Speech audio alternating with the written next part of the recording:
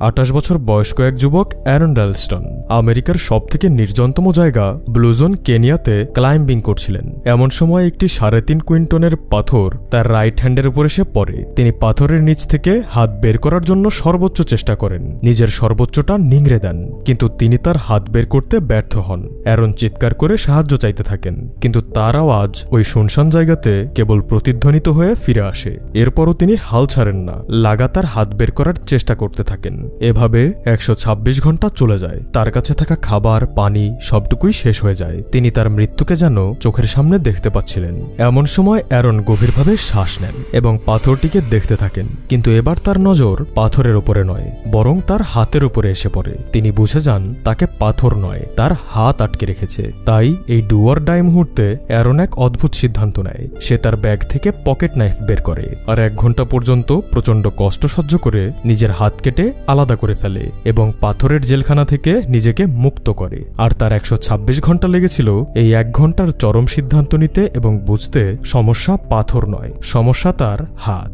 ঠিক একইভাবেই এখানে আমার পাকিস্তানি কবি মির্জা গালিবের সেই বিখ্যাত উক্তিটি মনে পড়ে যাচ্ছে, ধুলো ছিল চেহারায় আর আমি সারাক্ষণ আয়না মুছে গেলাম। ঠিক একইভাবে ভাইজান, আপনার বিজনেসেও আপনার নিজের করা কিছু ভুল আপনাকে কখনোই সফল হতে দেবে না এবং ধীরে ধীরে বিজনেসকে নিশ্চিত ফেইলিয়ারের দিকে নিয়ে যাবে। তাই যদি আপনি বিজনেস শুরু করার কথা ভাবছেন অথবা আপনি অলরেডি কোনো বিজনেস শুরু করেছেন, তবে আপনাকে এই ভুলগুলো অ্যারনের হাত কেটে ফেলার মতো নিজের বিজনেস থেকে কেটে বাদ দিয়ে দিতে হবে। আর তখন দেখবেন ধুলোমাখা চেহারাটাও পরিষ্কার হয়ে যাবে আর আয়নাতে তা প্রতিফলিতও হবে। আর এই কাজের জন্য আপনাকে 126 ঘন্টা ব্যয়ের প্রয়োজন নেই। আপনি শুধু পরবর্তী 10টা মিনিট আমায় দিন। আমি আপনার বিজনেসে ভবিষ্যতে আসবে কিংবা বর্তমানে চলছে এমন ছোট বড় প্রতিটি সমস্যাকে খুঁজে এনে আপনার চোখের সামনে দাঁড় করিয়ে দেব এবং তা সমাধানের পথ বলে দেব পার্সোনাল এক্সপিরিয়েন্স এবং বিশ্ববিখ্যাত বিজনেস রিলেটেড বইগুলোর সাহায্যে। So my dear brothers and sisters, let's start. Number 1, the entrepreneurial myth.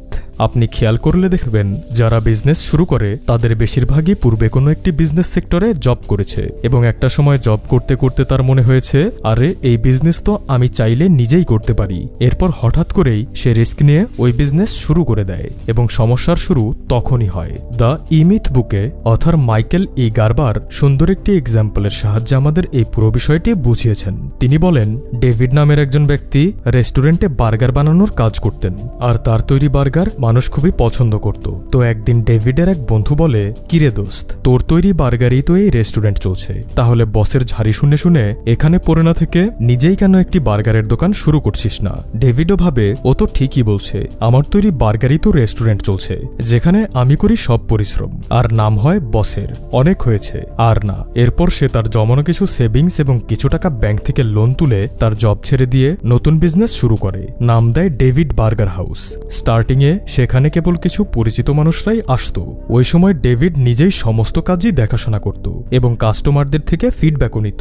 যেহেতু তার বার্গারের টেস্ট ভালো ছিল, তাই ধীরে ধীরে তার রেস্টুরেন্টের লোকজনের ভিড় বাড়তে শুরু করে। ফলে তার দৈনন্দিন কাজের পরিমাণ বেড়ে যায়। সে এখন রুমের সাফ সাফাই এবং কাস্টমারের থেকে ফিডব্যাক নেওয়ার সময় পায় না। তার 12 থেকে 14 ঘন্টা কেবল কিচেনে অর্ডার রিফিল করতে করতেই চলে যায়। এমন সময় সে বুঝে যায়, না, একা আর সম্ভব না, এবার তাকে লোক রাখতেই হবে। সে লোক রাখে, কিন্তু লোকটা ছিল ফাঁকিবাজির ওস্তাদ। সে কাস্টমারদের কথা ঠিকভাবে শুনত না। তাছাড়া তার তৈরি বার্গারও তেমন একটা ভালো ছিল না, তাই কাস্টমার টেস্ট নিয়ে কমপ্লেন করতে শুরু করে। তাই ডেভিড ওই এমপ্লয়িকে ছাঁটাই করে দেয় আর পূর্বের ন্যায় একাই সব কাজ করতে শুরু করে। কিন্তু একা তো আর সম্ভব না, তাই উপায় না থাকায় বাধ্য হয়ে সে বেশি টাকা বেতন দিয়ে এবার একজন এক্সপিরিয়েন্সড এমপ্লয়ি নিয়ে আসে। এরপর তার বিজনেস সঠিকভাবে চলতে থাকে। বাড়তি কাজ সামলাতে সে অ্যাকাউন্টের জন্য এবং মার্কেটিং এর জন্য 2 জন লোক রাখে। এখন তার সমস্ত কাজ এমপ্লয়িরাই করছিল, কিন্তু তার এক্সপেন্সেস অনেক বেড়ে গিয়েছিল। এমপ্লয়ীদের স্যালারি, রেস্টুরেন্টের রেন্ট, খাবারের খরচ, বিদ্যুৎ খরচ, ব্যাংকের লোন সব মিলিয়ে তার বিজনেস প্রফিটের দিকে না গিয়ে উল্টো লসের দিকে যাচ্ছিল। বাধ্য হয়ে তাই সে বিজনেসকে বন্ধ করে দেয় এবং পুনরায় আবারও একটি নতুন রেস্টুরেন্টে বার্গার তৈরির চাকরি নেয়। এটা কেবল ডেভিডের গল্পই নয়, আমাদের দেশের হাজারো লাখো এন্টারপ্রেনিয়ারের ব্যর্থতার গল্প। কিন্তু প্রশ্ন হলো, এমনটা কেন হলো? ডেভিড এখানে ভুলটা কি করলো আর কি করলে সে এই ভুল ভুল থেকে বের হয়ে আসতে পারবে এবং সফল বিজনেস দাঁড় করাতে পারবে। তো ডেভিডের রেস্টুরেন্ট ব্যর্থ হবার মূল কারণ, ডেভিড পূর্বে যে রেস্টুরেন্টে কাজ করত সেখানে সে কেবল বার্গার বানানোর বিষয়টিতেই এক্সপার্ট ছিল। সে ওইখান থেকে রেস্টুরেন্ট বিজনেসের বাকি ফিল্ডগুলো শেখেনি কিংবা সেগুলোতে এক্সপার্টিজ অর্জন করেনি। যেখানে তার উচিত ছিল বিজনেস শুরু করার পূর্বেই ওই বিজনেসের সাথে রিলেটেড প্রতিটা সেক্টরকে পুঙ্খানুপুঙ্খভাবে হাতে কলমে শেখা এবং যে বিষয়গুলোতে সে দুর্বল সেই বিষয়গুলোতে দক্ষ এমন একজন বিশ্বস্ত পার্টনারকে সাথে নেওয়া। এতে যেটা হতো, তার পার্টনার তার দুর্বল দিকগুলোকে ম্যানেজ করে নিত আর পার্টনারের জন্যই তার কাজ অর্ধেক হয়ে যেত এবং আর্লি স্টেজেই লোক রাখার প্রয়োজন পড়তো না। তাছাড়া বিজনেস শুরু করার সময় সে যেমন কিছু টাকা ইনভেস্ট করেছিল, তার পার্টনারও নিশ্চয়ই কিছু টাকা ইনভেস্ট করত। এতে করে তাদের দুজনের টাকা দিয়ে বিজনেস শুরু হতো, ব্যাংক থেকে লোন নেবার প্রয়োজন পড়তো না। এর জন্যই কথায় আছে, যদি আপনি খুব দ্রুত এগোতে চান তবে একা চলুন, কিন্তু যদি আপনি বহুদূর যেতে চান তবে সঙ্গী নিয়ে চলুন। আর এই বিষয়ে অথর বলেন, যেটা এই বইয়ের মোরালও, সেটা হলো, if your business depends on you then you don't own a business, you have a job and it's the worst job in the world. Number 2, competition. আমরা জানি বিজনেস কম্পিটিশনের একটি জায়গা, এখানে টিকে থাকতে গেলে লড়াই করতে হয়। কিন্তু আপনি কি জানেন এই কম্পিটিশন বিজনেসের জন্য কতটা ভালো? আপনাদের নিশ্চয়ই মনে আছে শাকিব খানের প্রিয়তমা মুভি, বাংলাদেশের পূর্বের সব থেকে বেশি আর্নিং জেনারেট করা মুভি বেদের মেয়ে জ্যোৎস্নাকে হারিয়ে দিয়েছিল। কিন্তু কিভাবে? এর অন্যতম একটি বড় কারণ হলো, শাকিব খানের প্রিয়তমা মুভির রিলিজ হবার সময় আফরান নিশোর সুরঙ্গ মুভি রিলিজ হয়েছিল। আর আফরান নিশো ওই সময় ডমিনেন্স করে অহংকারীভাবে একটা উক্তি প্রকাশ করেছিলেন, যে কারণে অডিয়েন্স দুদিকে ভাগ হয়ে গিয়েছিল। এক ভাগ অডিয়েন্স গিয়েছিল শাকিব খানকে জেতানোর জন্য, অন্য ভাগ অডিয়েন্স গিয়েছিল আফরান নিশোকে জেতানোর জন্য, যার দরুন দুটি মুভি ব্যাপকভাবে ব্যবসা সফল হয়েছিল। আর এর পরের কাহিনী তো আপনারা জানেনই। এই ইনসিডেন্টের পর বাংলাদেশের সিনেমার বর্তমান মোড়টাই ঘুরে গিয়েছে। কিছুদিন আগে আমি একটা ভিডিওতে এমনটা শুনেছিলাম, ডাব সাবান আসার পর লাক্স সাবানের সেল পড়ে গিয়েছিল। এই দুটি সোপের মাঝে প্রচুর কম্পিটিশন শুরু হয়েছিল, কখনো এই সাবানের সেল টপে তো কখনো ওই সাবান। মানুষ এই বিষয়টিতেও খুব কৌতূহল দেখাচ্ছিল, যার যেটা পছন্দ সেটাকে কিনে টপে রাখার চেষ্টা করছিল। কিন্তু পরবর্তীতে জানা যায় এই দুটো সাবান একই ব্র্যান্ডের, এদের মালিক একজনই। এ বিষয়ের সত্যতা সম্পর্কে আমি নিশ্চিত নই, তবে এখানে আমার মেসেজটা এবং বিজনেস স্ট্র্যাটেজিটা নিশ্চয়ই বুঝে গেছেন। আর কম্পিটিশনের সব থেকে পারফেক্ট উদাহরণ হলো 2008 সালে আমেরিকার প্রেসিডেন্সি ইলেকশনের জন্য জন ম্যাকেন এবং বারাক ওবামা লড়ছিলেন। আর তারা যখন স্পিচ দিতে এসেছিলেন তখন স্বাভাবিকভাবেই প্রচুর মানুষ সেখানে উপস্থিত হয়েছিল। আর এই সুযোগটাকেই কাজে লাগিয়ে এয়ারবিএনবি এর ফাউন্ডার তার বিজনেস শুরু করার জন্য প্রাথমিক টাকা জমিয়েছিলেন। আর সেই প্রাথমিক টাকা দিয়ে এয়ারবিএনবি নামে একটি বিজনেস শুরু করেছিলেন, যার বর্তমান মার্কেট ভ্যালুয়েশন $75 বিলিয়ন। যাই হোক, কি ছিল সেই টেকনিক? ওই সময় তাদের হাতে কোনো টাকা ছিল না, কিন্তু তারা একটি সুযোগ খুঁজে পেয়েছিল। তারা নির্বাচনের এই বিষয়টাকে কাজে লাগিয়ে বাজারে যান এবং কম মূল্যের ব্রেকফাস্টের কিছু প্যাকেট নিয়ে আসেন, আর তার উপর গ্লুগান দিয়ে বারাক ওবামা এবং জন মেকেনের পোস্টার আটকে দেন। আর এই বিষয়ে পত্রিকায় একটা আর্টিকেলও দিয়ে দেন। সাধারণ মানুষের কৌতূহল বেড়ে যায়, তারা মার্কেটের টাইমে, স্পিচ শোনার সময়, এমনকি অনলাইন মাধ্যম থেকেও প্যাকেটগুলো কিনতে শুরু করে। যে বারাক ওবামাকে সাপোর্ট করতেন সে বারাক ওবামার প্যাকেট নিত, আর যে জন মেকেনকে সাপোর্ট করতেন সে জন মেকেনের প্যাকেট নিত। আর এটাই হলো তাদের সেই ওয়েবসাইট যেখানে তারা এই প্যাকেট বিক্রি করেছিল এবং নির্বাচনকে কাজে লাগিয়ে 21 লাখ টাকা আর্ন করেছিল এবং তাদের মূল কোম্পানি এয়ারবিএনবি শুরু করার জন্য প্রাথমিক টাকা জমিয়েছিল।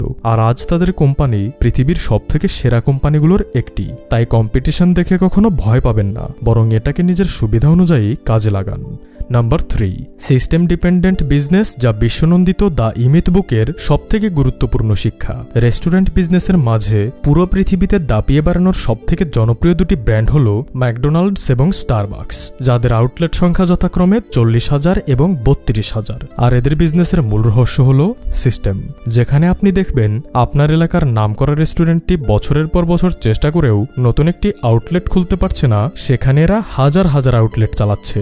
যেখানে সাধারণ রেস্টুরেন্ট থেকে একজন দক্ষ এমপ্লয়ি চলে গেলে সেই রেস্টুরেন্ট ধ্বংসের দিকে চলে যায়, আর সেখানে এদের সমস্ত এমপ্লয়ি যদি একসাথেও চলে যায় তবুও এদের বিন্দুমাত্র কোনো ক্ষতি হয় না। আর এসবের মূল কারণ হলো সাধারণ রেস্টুরেন্টগুলো পিপল ডিপেন্ডেন্ট হয়, সেখানে ম্যাকডোনাল্ডস, স্টারবাকস সিস্টেম ডিপেন্ডেন্ট হয়। তো কি এই সিস্টেম?